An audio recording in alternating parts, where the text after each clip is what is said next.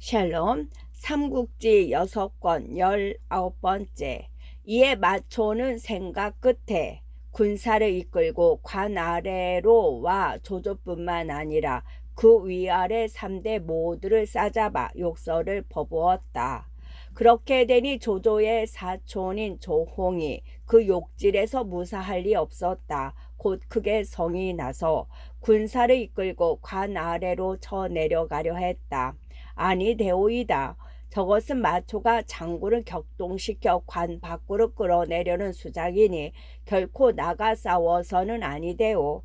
승상께서 대군을 이끌고 오실 때까지만 참고 기다리도록 합시다. 반드시 좋은 계책이 있을 것이요. 서황이 조홍의 옷깃을 잡으며 말렸다. 조홍도 그날만은 참았다. 하지만 마초의 욕질은 그 한 번만으로 그치지 않았다. 군사를 시켜 밤낮으로 관 주위를 빙빙 돌며 조조의 3대를 욕하게 하니 조홍은 견딜래야 견딜 수가 없었다. 말을 준비하라. 군사 약간을 이끌고 나가 저 놈들의 주둥이를 찢어 놓으리라. 마침내 조홍은 그 한 소리와 함께 군사 3천을 이끌고 관을 내려갔다. 일이 되느라 그런지 그때는 서왕도 곁에 없었다. 바란대로 조홍을 관 밖으로 끌어냈으나 마초는 서둘지 않았다. 어떤 명을 받았는지 서량병들은 조홍의 군사를 보자마자 말과 장칼을 버리고 달아나기 시작했다. 조금만 생각해도 수상쩍은 일이었지만 분김에 달려나온 조홍은 이끌리듯 그런 서량병을 뒤쫓았다. 그때 서황은 마침 관 안에서 군량과 말먹이 풀을 점거하고 있었다. 군사 하나가 달려와 급하게 알렸다. 조홍 장군이 군사 3천을 이끌고 성을 나가셨습니다. 서황이 놀라 급히 군사를 이끌고 조홍의 뒤를 따라 나가며 크게 소리쳤다. 자렴은 어서 돌아오시오. 그러나 미처 조홍이 돌아서기도 전에 등 뒤에서 크게 함성이 일며 마대가 군사를 이끌고 지쳐왔다.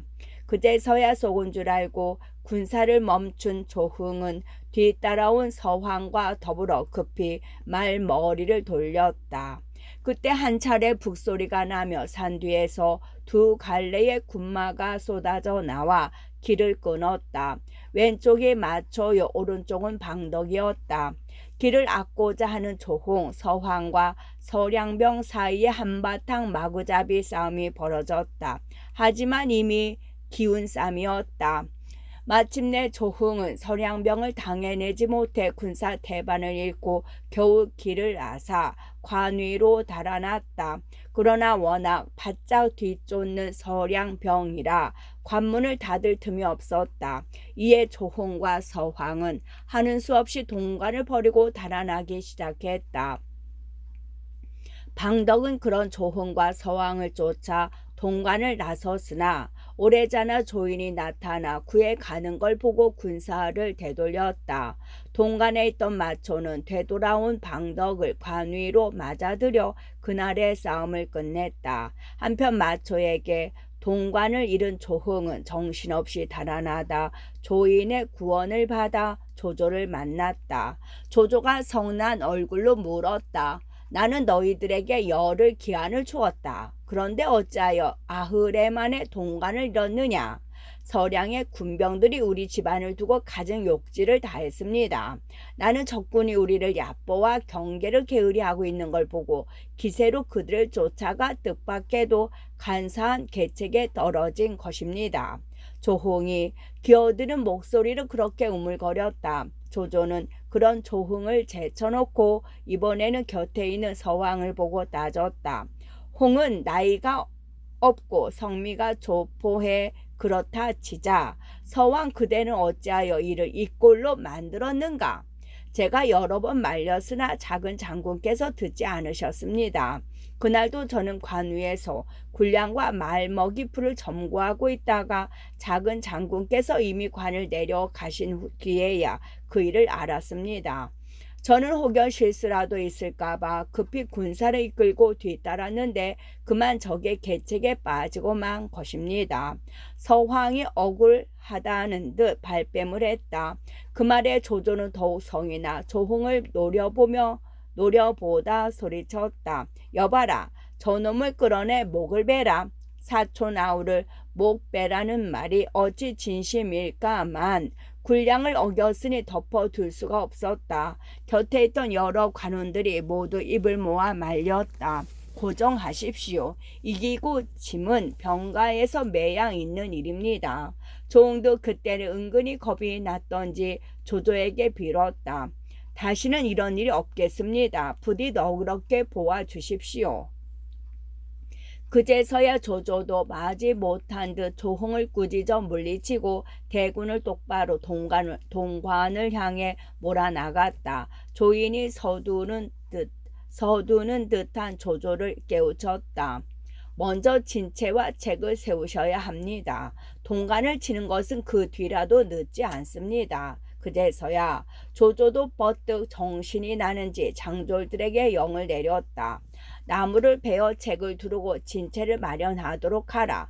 진체는 세 채로 나누어 세우되 왼쪽에는 조인이 들어가고 오른편에는 하위원이 든다.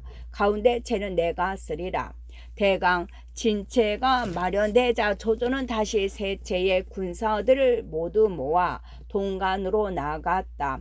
그러나 미처 동관에 이르기도 전에 마주쳐오는 서량병을 만났다. 곧 진세를 버리게 한 조조는 스스로 문기 아래 나가 서량의 군사들을 살펴보았다. 그렇게 보아서 그런지 사람마다 모두 용맹스럽고 굳세 보였으며 하나하나가 빠짐없이 영웅이라 할 만했다.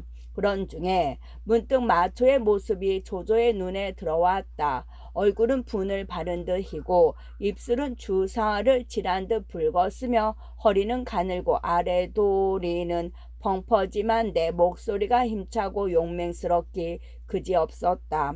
아비의 상복을 대신했는지 흰 갑옷에 은투구에다 긴 창을 잡은 채 양쪽에 마대와 방덕을 버려 세우고 말 위에 덩그렇게 앉아있는 모습이 그야말로 하늘에서 내려온 신장 같았다. 서량의 옷 같은 마초라더니 과연 그대로구나.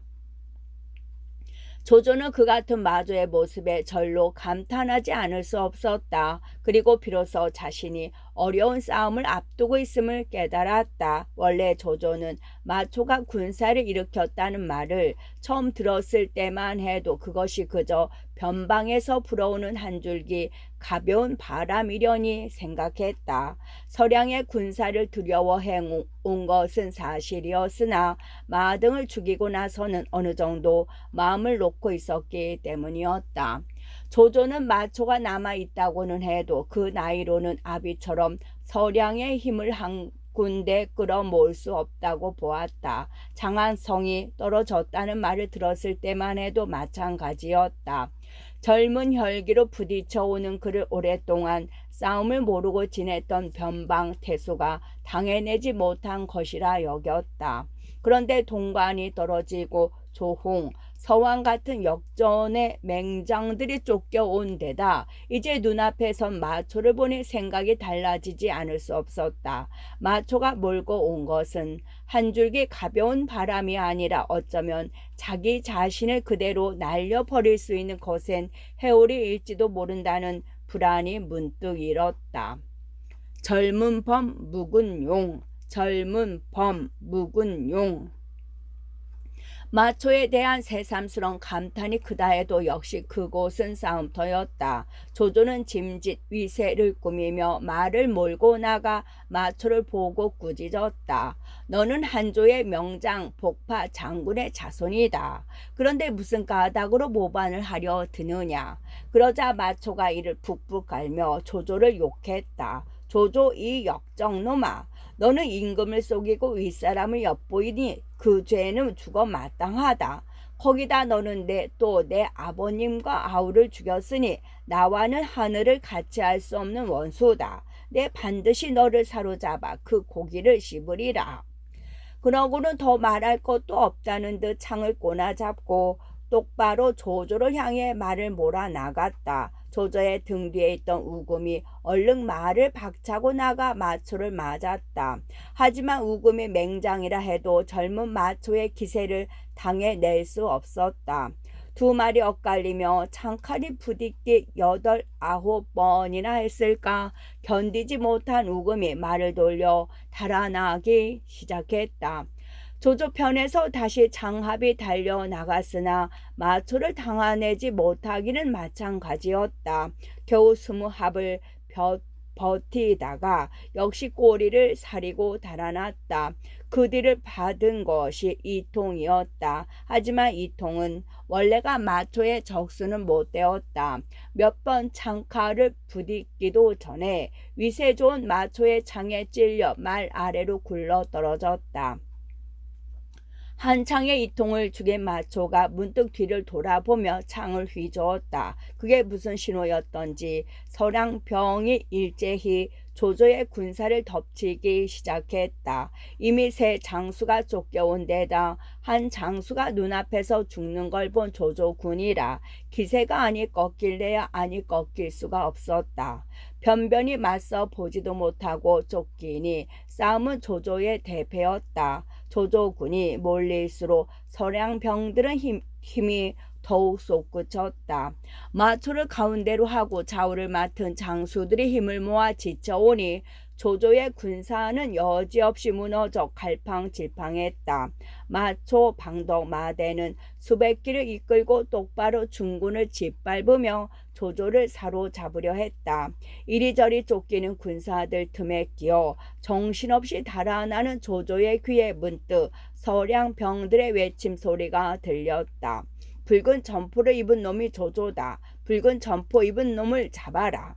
그 소리에 놀란 조조는 말 위에서 얼른 붉은 점포를 벗어 던졌다.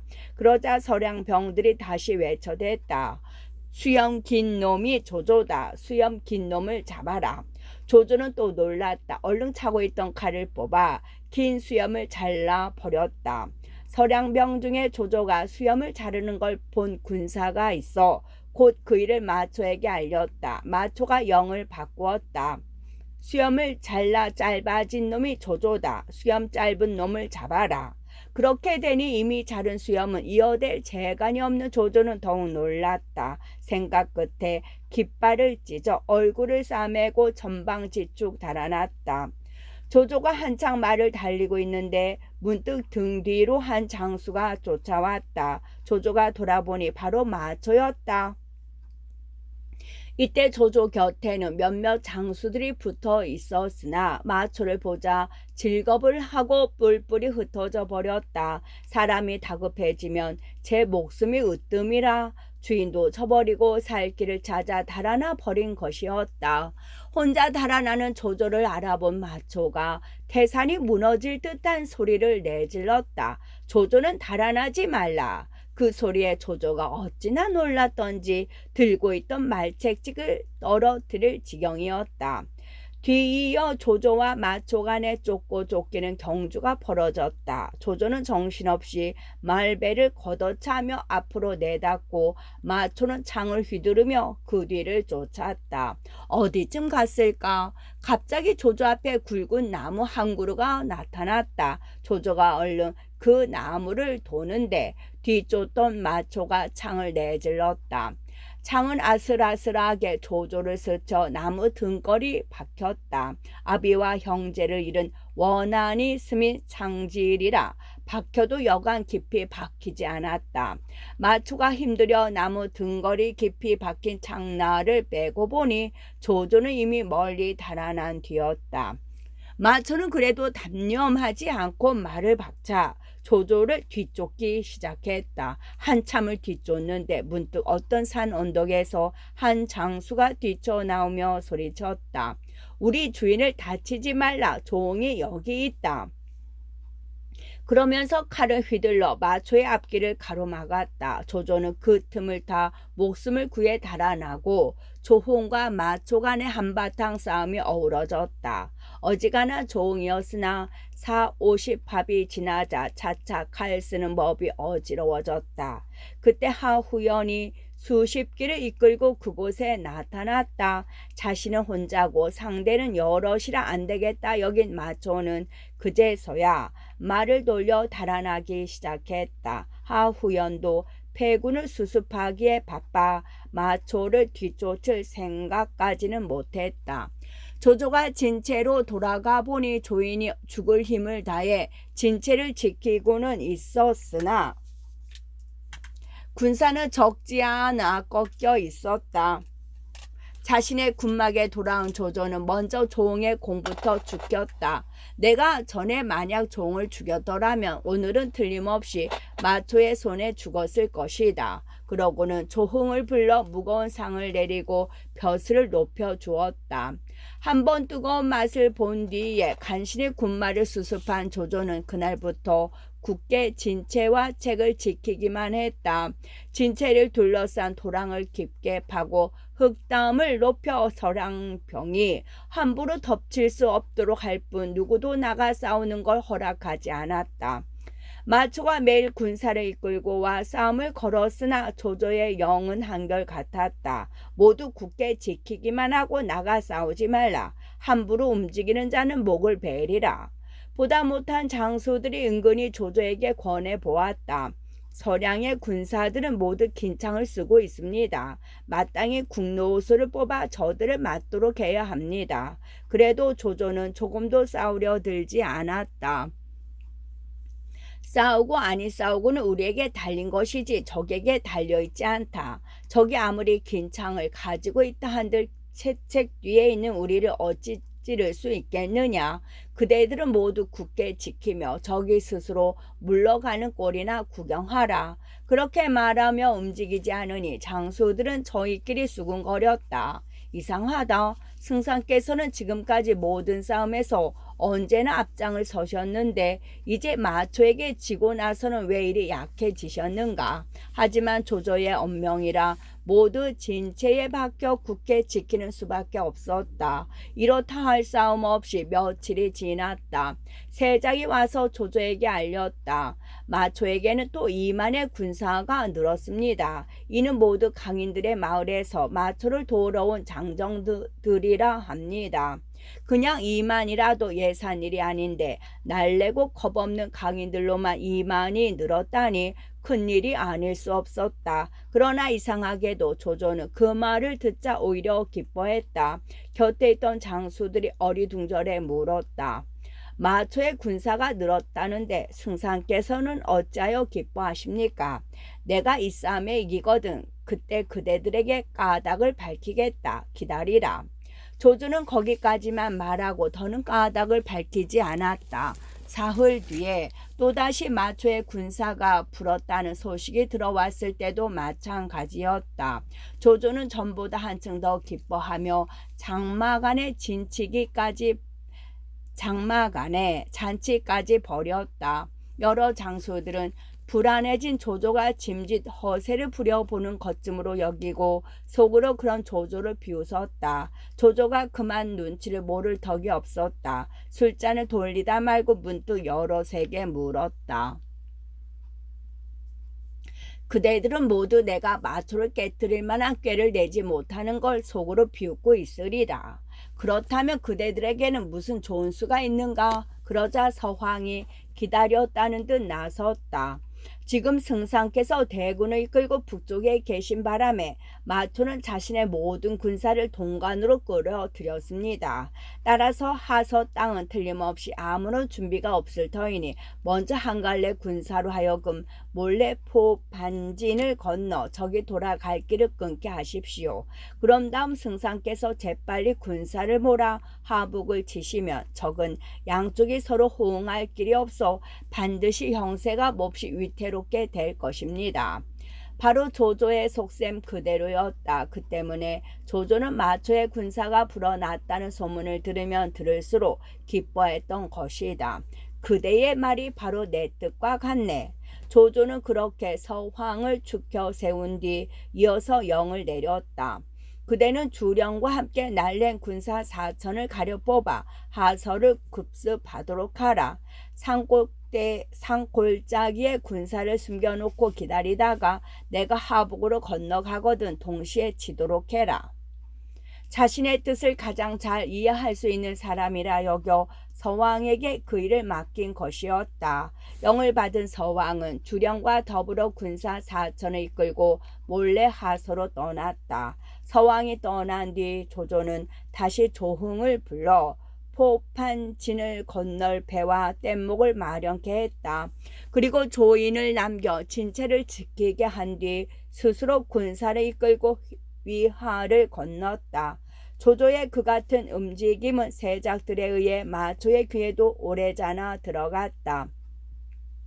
지금 조조가 이곳 동관을 공격하지 않고 사람을 시켜 배와 뗏목을 마련케 하는 것은 틀림없이 하북으로 건너가려는 것입니다. 우리의 돌아갈 길을 막으려는 수작이지요. 내가 먼저 한 갈래 군사를 이끌고 강북쪽 언덕으로 가서 그걸 막겠습니다. 만약 조조의 군사들이 물을 건너지 못하면 20날도 안 돼 하동의 군량이 닿을 것이니 반드시 그 군사들도 어지러워질 것입니다.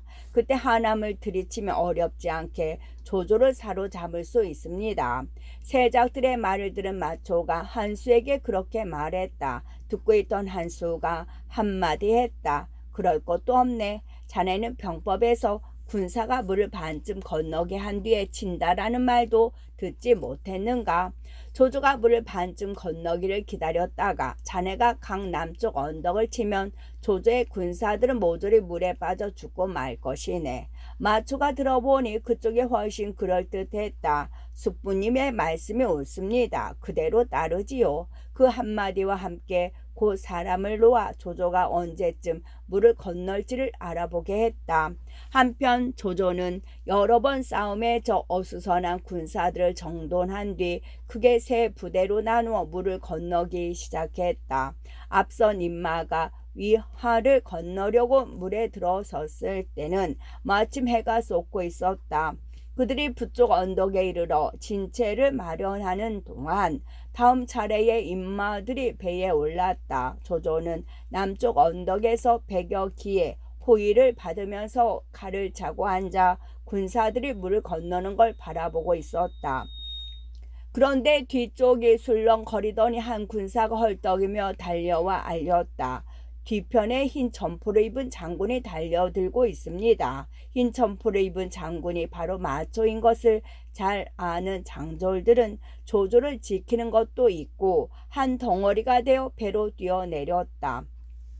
강변에 있던 군사들도 서로 먼저 배에 오르려고 다투니 그들의 욕설과 고함으로 강변은 악먹구리 들끓 듯 했다.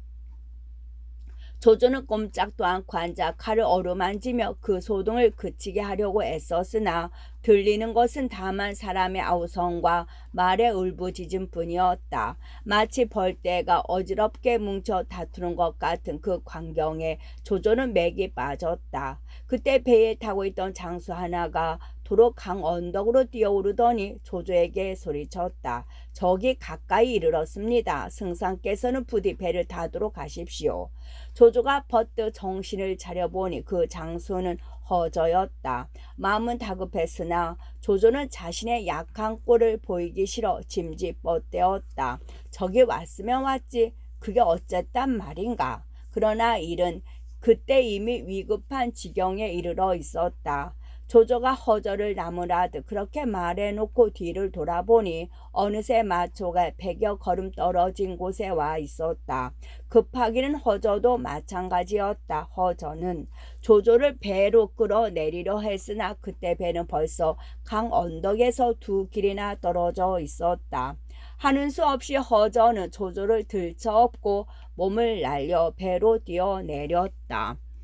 허저가 조조를 업고 배로 뛰어내리는 걸 보자 조조를 뒤따르던 장졸들도 모두 물로 뛰어들었다. 그리고 조조가 탄 배전에 매달려 다투어 배 위로 오르려 했다. 배는 작은데 여럿이서 한꺼번에 기어 오르려 하니 금세라도 배가 뒤집힐 듯 위태로웠다. 허저가 칼을 뽑아 마구 배전을 찍어댔다. 거기 매달렸던 손들이 잘리며 그 손의 임자들은 모두 괴로운 외마디 소리와 함께 물속으로 떨어졌다. 차마 보기 끔찍한 광경이었지만 당장 급한 것은 조조를 구하는 일이었다. 허저는 배 위에 군사들을 재촉해 어서 노를 젓게 하는 한편 스스로 배전에 서서 삿대를 잡았다. 조조는 그런 허저의 다리 곁에 엎드려 배가 어서 언덕에서 멀어지기만을 기다렸다. 마초가 강 언덕에 이르렀을 때는 이미 조조가 탄 배는 강물 한가운데 떠 있었다. 이에 마초는 활을 뽑아 시위에 살을 먹이면서 뒤따르는 장졸들에게 영을 내렸다. 모두 활을 쏘아라. 그 영에 따라 곧 조조의 배에는 화살이 비오듯 쏟아졌다. 조조가 다칠까봐 걱정이 된 허저는 왼손으로 말 안장을 잡아 날아오는 화살을 막았다. 이때 마초도 장졸들 틈에 끼어 활을 쏘고 있었는데 화살 하나도 빗나가는 법이 없었다. 마초의 시위 소리가 날 때마다 조조가 탄 배를 몰던 군사들이 하나씩 물에 떨어졌다. 그렇게 여남은 명이 쓰러지고 나니 모는 사람이 없는 배는 이리저리 흔들리며 빠른 물살에 휩쓸려 맴돌기 시작했다. 배 위에 남은 몇 안 되는 사람들 가운데서 무서운 위세를 떨쳐 보이고 있는 것은 오직 허저 하나였다. 그는 두 허벅지 사이에 배의 길을 키워 방향을 잡은 다음 한 손으로 삿대를 밀고 다른 한 손으로는 말 안장을 휘둘러 날아오는 화살로부터 조조를 지켰다. 이때 조조의 군중에는 위남의 현령으로 정비란 사람이 있었다. 남쪽의 산 위에서 싸움 구경을 하다가 마초가 매우 급하게 조조를 쫓는 걸 보고 진체 안에 있는 소와 말을 모두 바깥으로 내몰았다. 들판 가득 인자 없는 소와 말이 뛰어다니자 그걸 본 서량병들은 모두 몸을 돌려 소와 말을 쫓기에 바빴다. 그들에게는 조조보다는 눈앞의 소와 말이 더욱 탐났다. 따라서 조조가 무사히 마초의 추격을 벗어날 수 있었던 것은 허저의 용맹뿐만 아니라 정비의 기지 덕분이기도 했다. 가까스로 북쪽 언덕에 이른 조조는 어서 배와 뗏목을 언덕에 대게 했다. 그리하여 먼저 물을 건넜던 장수들이 조조가 강물 한가운데서 어려움을 겪고 있다는 말을 듣고 달려왔을 때는 조조가 이미 언덕에 오른 뒤였다. 조조와 함께 언덕에 오른 허저의 모습은 참으로 볼만했다. 온몸에 고슴도치처럼 화살이 박혀 있었으나 다행히 두꺼운 갑옷을 입어 크게 다친 곳은 없었다. 장수들은 조조를 둘러싸고 들판에 펼쳐둔 진채로 모셔간 뒤 모두 땅에 엎드려 문안을 드렸다. 조조가 문득 크게 웃으며 말했다. 오늘 별것 아닌 역적놈 때문에 꽤나 애를 먹었네 그려. 장조들의 사기를 의식한 조조의 허세였다. 그러나 죽을 힘을 다해 싸운 허저는 달랐다. 아직도 가라앉지 않은 숨결로 방금 뚫고 온 어려움을 되새기며 말했다.